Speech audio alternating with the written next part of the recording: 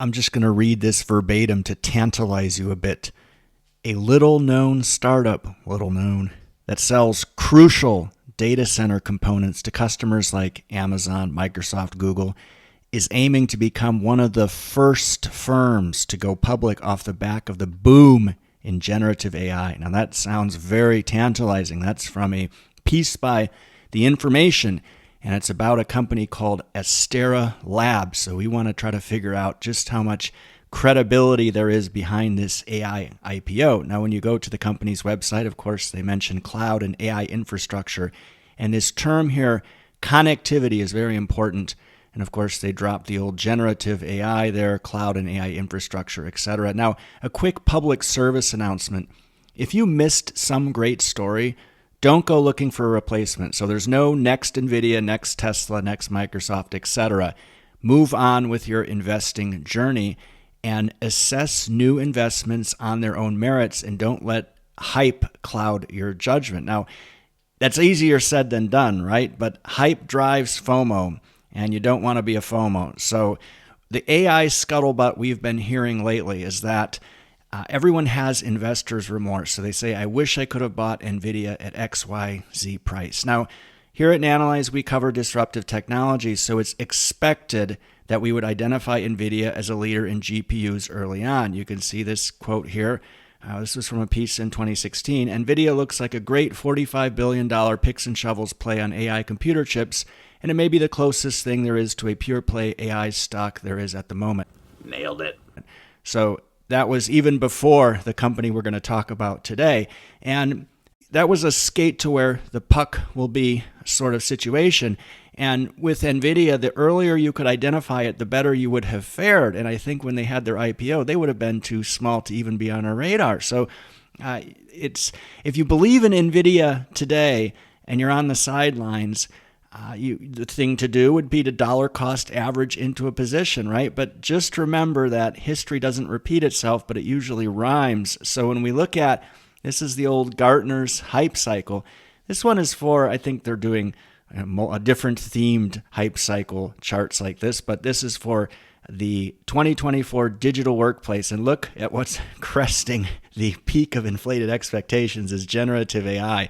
And, this time it's different is a really dangerous thing to say. So we would expect to see generative AI start to fall down the trough of disillusionment and eventually hit the slope of enlightenment. So there is definitely a lot of hype right now in the market. Now, before we get into talking about Astera, a lot of you have asked how you can support our work. Now, we don't use Patreon because we've been around a lot longer than they have. We have our own platform, which frankly is a whole lot better. So for $15 a month, you get access to over 2,400 research pieces we've written over the past decade, our Discord server, quarterly portfolio review webinars. We just had one yesterday.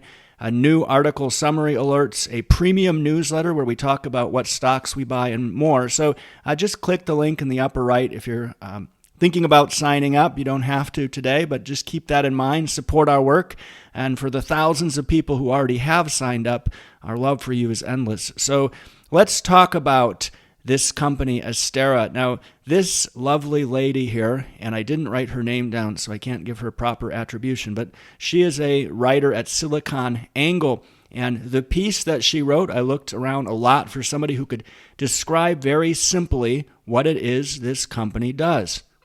And it's definitely not a solution looking for a problem. So when you put together a AI optimized server rack, that's not just NVIDIA GPUs.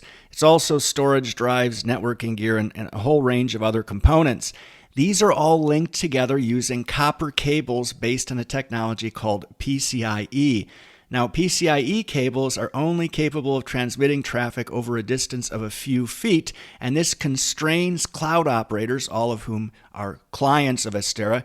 This constrains them in how they can design their server racks and data centers. So the problem is that they need longer cables. Now, I remember back in the day, and we weren't quite using pigeons to communicate, but we used to just cut cable as we needed to length. And I don't recall there being constraints on distances. So this is certainly in a new era of computing where this has become a problem. Now, Astera has developed a chip called Aries. that can be embedded into PCIe cables to extend their range. And look, there's the module there on the right. You see, that's pretty intuitive, right?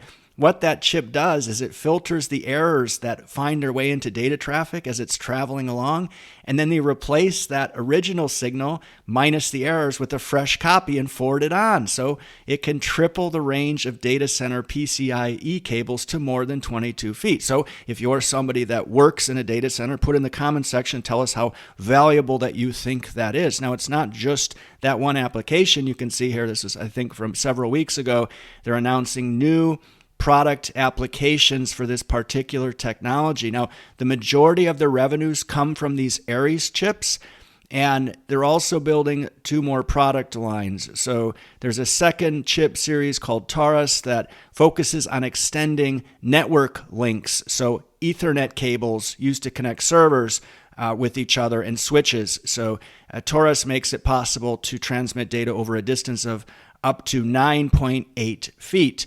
And then the third product line they're developing, Leo, is a collection of memory controllers that manages the movement of data in and out of a server's onboard RAM. Now, you may be asking yourself, well, what does this really have to do with AI aside from this sort of equipment being in demand for data center buildouts? Well, the company tells you that it's about AI. You can see in their the letter from founders here, they can't say AI enough. So you need to take that with a grain of salt and try to intuitively think about what sort of opportunity there is here. So what we do know is that people don't buy NVIDIA GPUs and stack them on a table and use them. So all that NVIDIA hardware needs a home to live. Lots of data centers are being built now for the AI era, at least while we're at the peak of peak expectations, right? There's a strong demand, therefore, for hardware connectivity solutions, and this isn't a blue ocean TAM, so they're having to displace existing solutions from competitors, and they're doing a great job of that. So they're seeing very strong revenue growth. You can see here on the upper right, that table there showing overall yearly revenue growth, gross margins upwards of 69%. That's great. And then this table on the bottom was interesting. It shows quarterly revenues. You see that dip there? Well, they had excess inventory accumulate across many of their customer supply chains. So we see that same thing, right? We're seeing this across all kinds of hardware companies. They're having the same inventory problems that they're dealing with, and Astera is no different.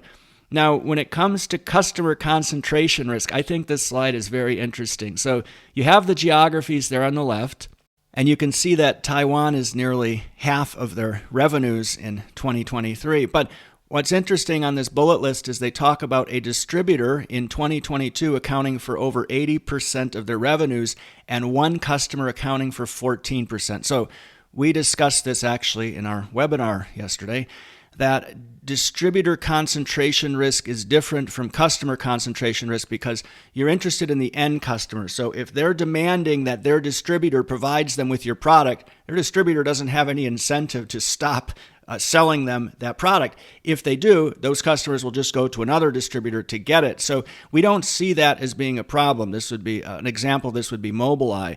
Now, this second bullet point talks about how in 2023, they had that presumably the same distributor accounting for 37%, but then one customer accounting for 24% and one customer accounting for 18%. So 2 customers account for around 42% of the revenue. So there's customer concentration risk. So what do we do next? Well, first of all, we never get involved with IPOs, right?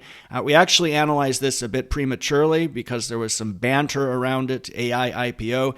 That's because some IPOs withdraw, some get acquired before they go public, so maybe Cisco steps in and buys them up. You never know what happens there. We always wait until at least one SEC filing has taken place after the IPO before we even start taking the company seriously in terms of really digging in and saying, would this be something we'd like to hold? Now, right now, we're up to our gills in data center hardware exposure with our NVIDIA position. So the bet here, though, remember, isn't just on data center growth. It's on the replacement of archaic connection hardware with more advanced stuff. Though, you know, the gut question here is, do you really need longer cables? Is that a nice to have? And maybe that's where somebody who works in a data center can chime in. But if you're interested in buying this stock for whatever reason, Set a simple valuation ratio cutoff before the IPO happens and then stick to that.